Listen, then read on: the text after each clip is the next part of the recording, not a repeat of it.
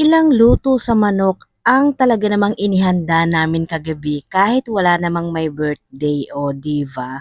Wala lang, napag-isipan lang namin na mag-ambag-ambag para sa mga manok. Una, itong ating pan, malaking kawali, kawa ba tawag dyan, maglagay tayo ng mantika kasi iriretoke natin yung ating manok na mga natira.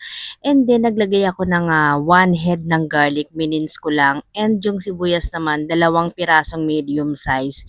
Antayin natin niya mag-caramelize mga kaimbento. Ayan yung isang head ng garlic na hiniwa ko lang ng maliit-liit. Maliit-liit ng maliliit pala mga kaimbento. Kasi naman every end of the month talagang nag-uusap kami nakakain sa labas dito sa mga kasama ko sa bahay para makatipid kami, hati-hati kami. Ngayon ay pag-isipan namin na magluto na lang sa bahay, magkatay na lang kami ng manok. Kaya ayan, ganyan kadami ang manok na inihanda namin kagabi kasi mura lang pag ikaw yung magkakatay mga kaimbento rito, mura lang yung manok dito.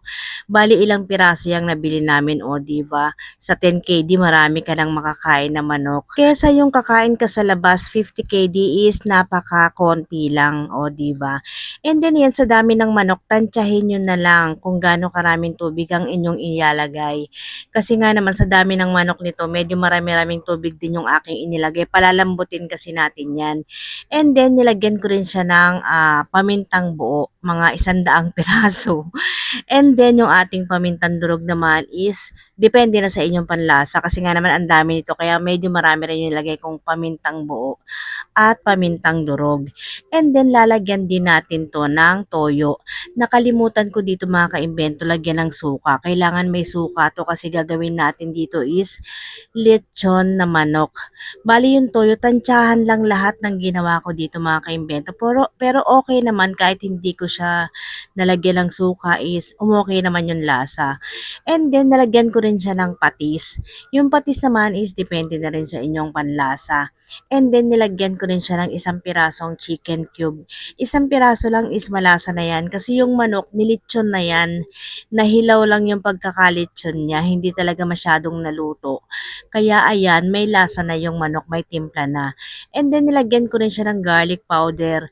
Puro tansyahan talaga to mga kaimbento. Wala ditong sakto-saktong sukat. Bari ang magiging sukat mo lang dito is yung panlasa mo. And then nilagyan ko rin siya ng sugar. Kasi alam niyo naman yung lechon paksiw, 'di ba? Medyo talaga matamis siya.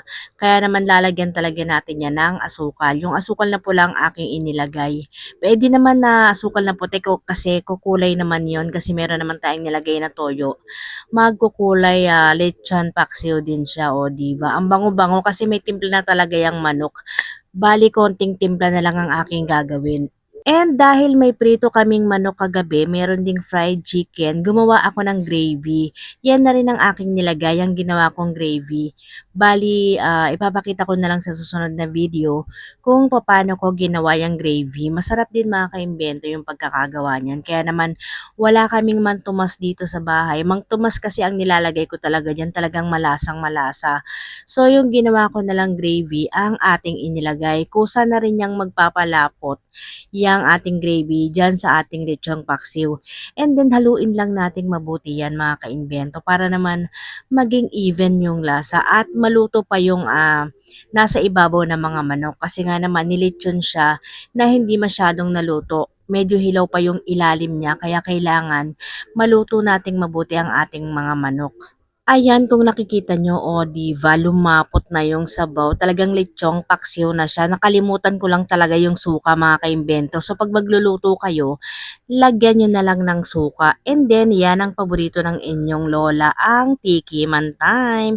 Saktong-sakto lang ang lasa niya kahit walang suka is okay din siya mga kaimbento. Masarap lang kasi pag may suka, medyo tamis-asim siya. Hindi siya nakakaumay, o diba. And mas maganda kung magkakaayaan kayong kumain sa labas, mas mabuti pang sa bahay. Wala pang limit yung time, o diba?